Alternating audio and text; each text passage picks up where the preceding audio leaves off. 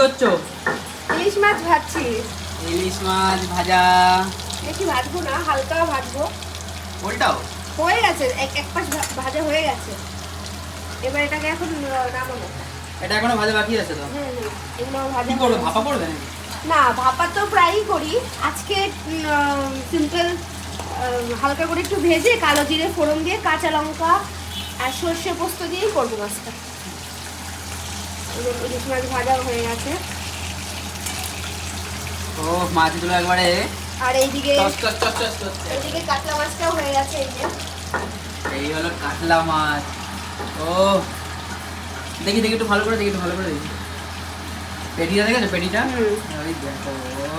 তোমাকে ডাকছে, কখন খাবে আমাকে।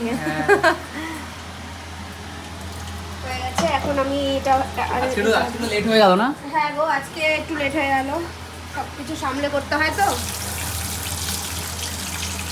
ঠিক আছে, তুমি যাও স্নান করে আসো তাড়াতাড়ি। হ্যাঁ আমি যাবো যাবো।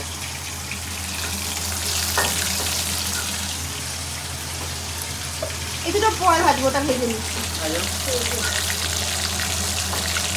Pumper super. এটা কি? এটা বাটা হবে। এখানে হচ্ছে তোমার ইয়ে আছে, বাঁধাকপির পাতা। এটা বাটা হবে কি দিয়ে? রসুন কালো জিরে দিয়ে। আচ্ছা ঠিক আছে। এটাও কে কে খাও এই কমেন্ট করে জানাতে বলো। এই বাটা অনেকেই ভালোবাসে, অনেক রকম ভাবেই করে। শীতকালে খায়। হ্যাঁ হ্যাঁ, কেউ বাঁধাকপির পাতা, সিম বাটা, খুব ভালো লাগে খেতে। খাবে, বানিয়ে খাবে। উল্টে দাও। হ্যাঁ, হালকা ভাজবো, বেশি ভাজবো না। তাই কতক্ষণ লাগবে রান্না করতে?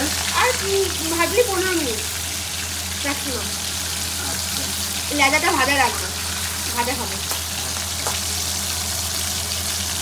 তুমি যাও। চলো টাটা। টাটা। টাটা করে দাও সবাই। টাটা। যাও স্নানে যাও।